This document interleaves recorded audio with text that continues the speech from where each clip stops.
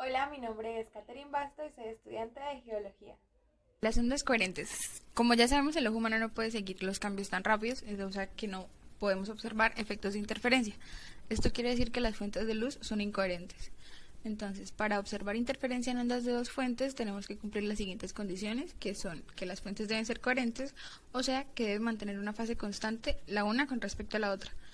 Que las fuentes deben ser monocromáticas, es decir, de una sola longitud de onda. Aquí podemos ver un ejemplo de luz incoherente y de luz coherente. La luz coherente es el láser. Eh, Hay un ejemplo de las ondas de sonido que tienen una sola frecuencia que se emiten por dos altavoces colocados uno al lado del otro. Estos pues se activan por un solo amplificador, quiere decir que pueden interferir entre sí porque los dos altavoces son coherentes.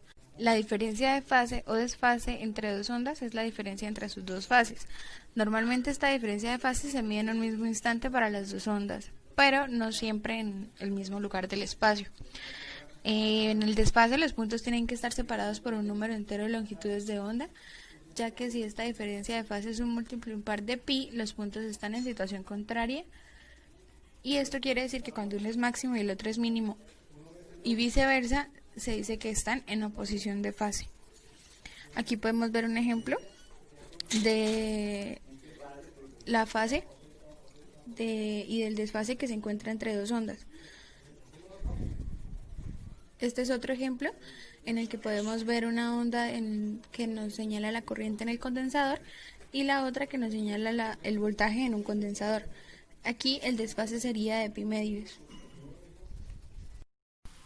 Hola a todos, mi nombre es Diana Galvis y yo voy a hablar acerca de la interferencia constructiva. La interferencia es la superposición o suma que hay entre dos o más ondas. Esta depende de las longitudes de onda, las amplitudes y la distancia relativa entre ellas. Cuando la interferencia es constructiva, las ondas chocan o se superponen en fase y producen una onda resultante, o sea, estas se suman. Entonces, la amplitud de la onda 1 más la amplitud de la onda 2 será igual a la amplitud de la onda resultante. De acuerdo al experimento de Young, la diferencia de trayectoria delta entre dos ondas es igual al radio 2 menos el radio 1, que también es igual a la distancia entre el punto de partida de las dos ondas por el seno de teta. El valor de delta determina si las dos ondas están en fase cuando llegan al punto P. Si delta es 0 o algún entero múltiplo de la longitud de onda, están en fase en P y se obtiene interferencia constructiva. En este caso, D por el seno de teta es igual a M por lambda, que es la longitud de onda, donde M es el número de longitudes de onda que representa la diferencia de trayectoria entre las dos ondas. Hola a todos, soy María Alejandra Niño Blanco, estudiante de Ingeniería Industrial de la Universidad Industrial de Santander. El ejercicio nos pide determinar la correspondencia entre x1 y x2 que produce interferencia constructiva cuando las dos ondas se superponen.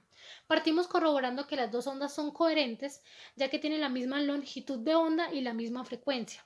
Como observamos en las ecuaciones y recordando que una onda tiene la forma kx menos omega t más la fase, podemos establecer que lo que acompaña a la x es k, que es 2pi sobre lambda. Observando detenidamente, nos damos cuenta que los denominadores de x1 y x2 son el mismo, por lo que comprobamos que tienen la misma frecuencia. Sin embargo, nos dice que las dos ondas parten de dos posiciones diferentes, por lo cual va a tener un recorrido y una fase diferente, tal como lo señalamos ahí en las ecuaciones. Para conocer cómo va a ser la interferencia, tenemos que analizar la diferencia de fase entre las dos ondas. Esta diferencia no es más que tomar el argumento de cada una y restarlas entre sí. Por ello, tomamos a phi2 menos phi1 y hacemos la diferencia. Cancelamos se cancelan las frecuencias y el tiempo ya que son iguales. Por lo tanto, la ecuación solamente nos queda dependiendo de la posición. La expresión nos quedaría 2pi sobre 650 por x2 menos x1 menos pi sobre 24. El ejercicio nos dice cuál es la relación constitutiva entre x2 menos x1 cuando las ondas interfieren constructivamente y la interferencia constructiva se da cuando esa diferencia de fase sea exactamente igual a un múltiplo par de pi, por lo que lo escribimos como 2n, donde n será cualquier número, 0, más o menos 1, más o menos 2, entre otros. Ahora lo que haremos es igualar la diferencia de fase que obtuvimos anteriormente con la condición de que la diferencia de fase sea igual a 2pi por n. Igualamos y despejamos x2 menos x1 y esa diferencia es la relación constitutiva cuando hay interferencia constructiva. Conclusiones.